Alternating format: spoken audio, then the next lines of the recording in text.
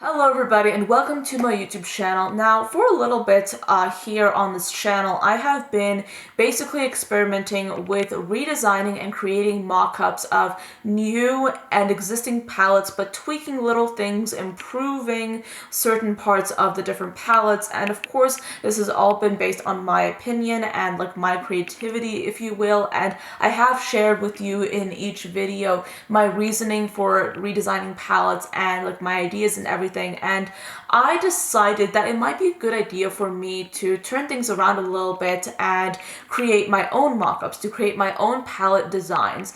If I was designing a makeup collection, if I was designing a palette, how would I do so? What would I take inspiration from, etc.? And for me, something that has always been forefront in my inspiration and in my mind has been art. And art is something that I am very passionate about. I have been a very artistic person my entire life, but now my relationship with art and with painting especially is one of great appreciation and reverence. I love looking at art history. I love looking at different techniques, color. I love how different artists use art to convey so many different types of emotion, and I decided to basically try and experiment with the idea of creating a palette based on a painting that really inspired me by an artist that really moved me. And I decided to start off with this painting right here, and it's called Cafe Terrace at Night, and I was instantly inspired to create a palette based on the colors in this painting by adding my own little twist to it as well. And I'm going to show you guys this palette. I'm going to take you through my creative process step by step. I'm going to tell you the colors that I envision for this particular painting kind of palette, and I hope you enjoy this video. This is a little bit of a different kind of video compared to my usual redesigns, because again, this is not a redesign. This is if I had a complete creative license, if I could create whatever I wanted to create, this is something that I would really like to do, because in previous videos I've always tried to take inspiration from the brand and basically look at the brand's customer and the brand's philosophy, but this is kind of all me. So I'm going to put the painting and the palette mock-up that I created side by side on the screen so you can see the comparison between the two. Side note right here, I do want to say that the packaging for this palette is the Natasha Denona Lila palette, except I did Photoshop the palette to be a lot smaller than a typical Natasha Denona palette, but the packaging is very much the Natasha Denona packaging. I just really like that packaging and I wanted to use it for this mock-up. So the packaging itself is not my design, but the colors inside, these are all original and these are all my colors. So Van Gogh used a lot of like really bright, really almost like painfully bright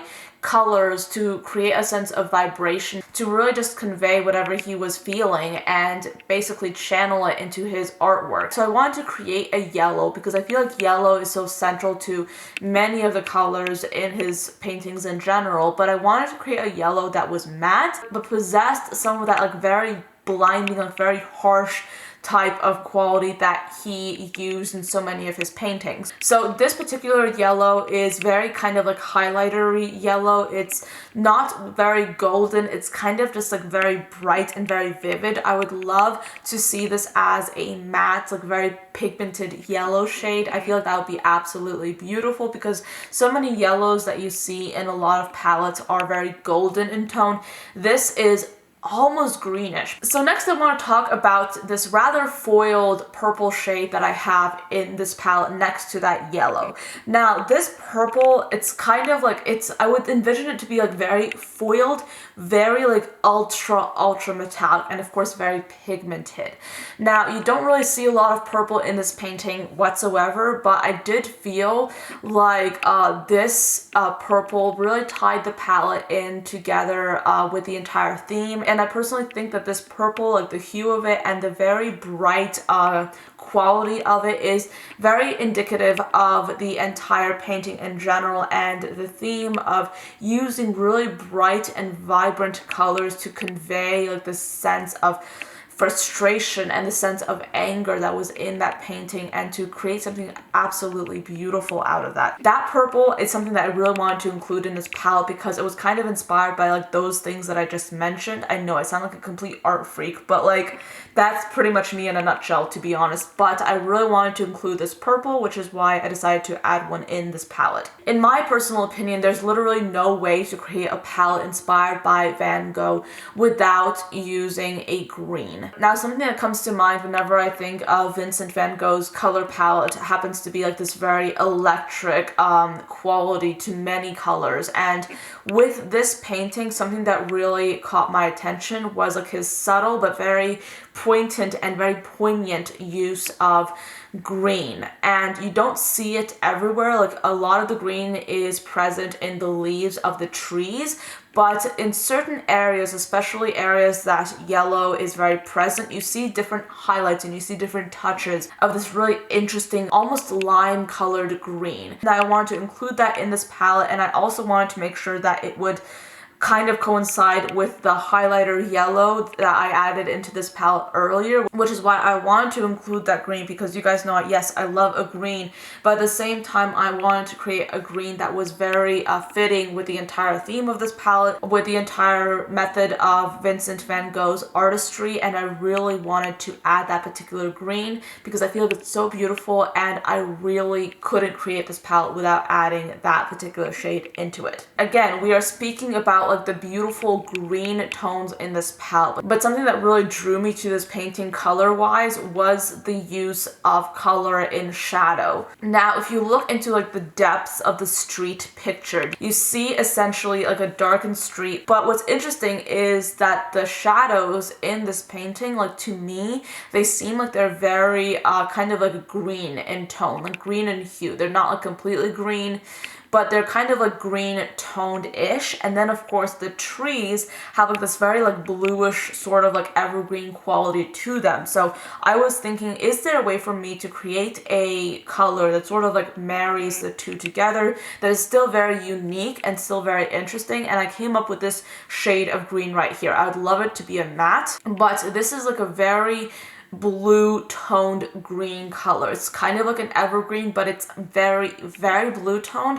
It's bordering on the edge of blue, but I think that it's a really nice green color. I really love how it turned out. And then the color next to that is essentially a very electric blue. I've mentioned before how, to me, a common theme in Van Gogh's work happens to be this very electric quality that he possesses whenever it comes to a lot of his colors. And for me, when I was looking at this painting, I really liked a lot of the different colors of blue and the different variations of that. And I wanted to create a foiled color. I wanted to create a foiled color that was like very, very vibrant, but I really wanted to add a blue in there. And what's nice about this particular blue is that, yes, it is a foiled blue, but it's a more electrified version. This is kind of like a more almost neon kind of blue, but muted, which I really do like. Then the color next to that is a color that is a gold. I wanted to add a gold in here, but whenever I was experimenting with different finishes for the gold, I didn't like how they looked very similar to most golds that I had in my collection or most golds that I've already seen. So what I did is I basically created a yellow color, but I wanted to add a lot of green into it.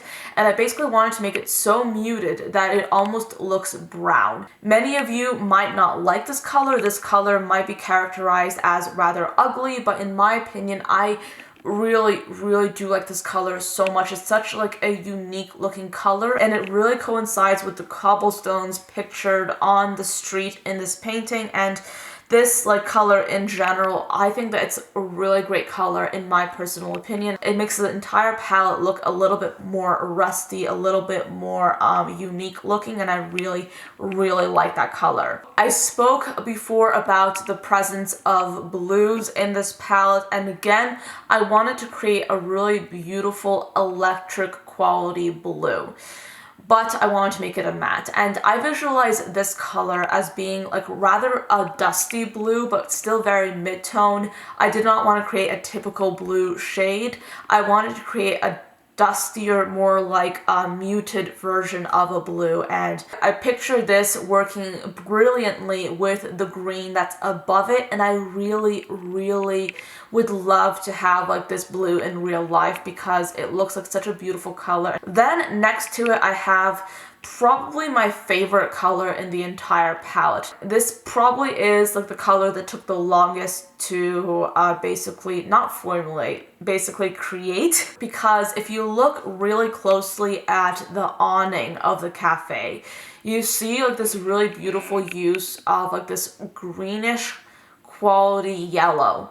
And this color was really kind of like a little bit frustrating for me to recreate, because whatever colors I would create to mimic that like greenish quality would just fall short and would not necessarily look very exciting or very electrified or really just vibrant enough for me. So what I did is I decided to create a very lime green color with a touch of gold. A lime green that is slightly more muted, that is a little bit more sort of like just dulled down, that is still very vibrant. I feel like this color really just makes this entire palette scream Van Gogh in my head, which is of course the inspiration for it, because it is so electric, and yet again, it's not necessarily a very flattering looking color. I don't think a lot of people would gravitate towards this color as being a color that they could wear easily, but I feel like that's almost like the very essence of Van Gogh himself. Like the paintings that he created, they're not paintings that look very pretty when you first look at them, or look very cookie cutter, or look lovely in any way. They're paintings that are harsh, but still stunning in the way that they portray themselves, in the way that they depict life and depict feeling and depict emotion. And I feel like this color in particular is so very vital to this entire palette because of that very same quality that in my mind it very much so mimics. And then lastly, I had to include this beautiful red. I definitely feel like the addition of a red into this palette sort of like ties the entire thing together and makes it look a little bit more unique and a little bit more interesting. I feel like this like red corally color would look so beautiful as a matte, and I would love to use it with like all these different other shades because it looks absolutely beautiful. And I do admit that something that really just inspired this red for me was that figure, like almost like in the complete darkness of the painting, that figure that is in the distance that's wearing like this red garment. And I feel like that